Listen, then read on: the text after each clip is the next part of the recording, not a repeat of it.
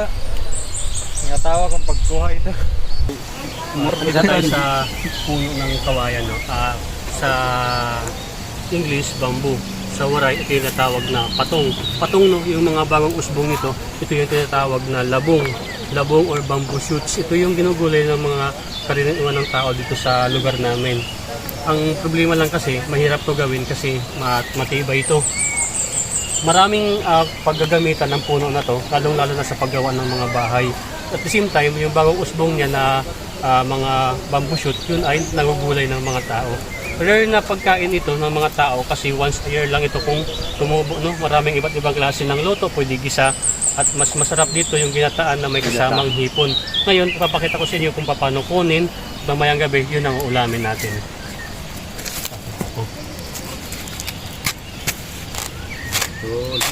Dati man ngayon. Kita mo yan. Dapat lang talaga, samahan mo siya. Sabi pa nga, samahan mo ng pagmamahal yung pagkuha nito kasi ito ay mahirap.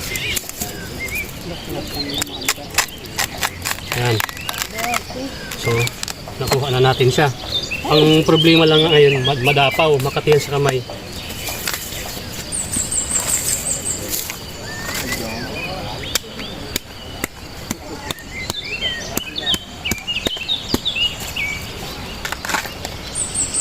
Kasi nagluto puso o nagpuso. Yan. Ito ang Korean boy. Ha? Ito ang Korean. Mahilig na sa dabong. So yan, ito na yung labong, no. Siguro isang gulayan na to. Goods na to para sa isang pamilya. Sige boy. Dapat.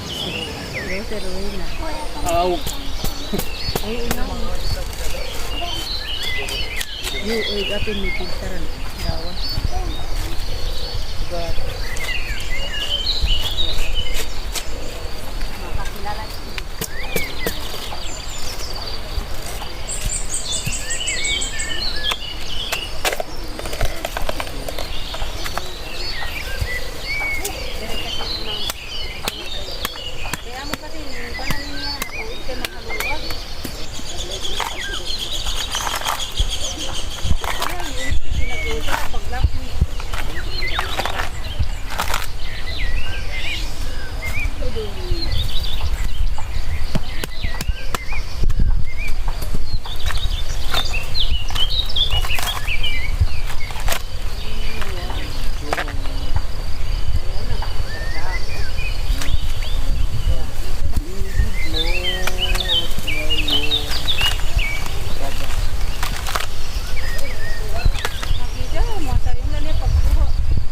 Oh, Wala naglaknit puso. sa Korea. Tinatawag ang pagkuha ito. Ano ba yun?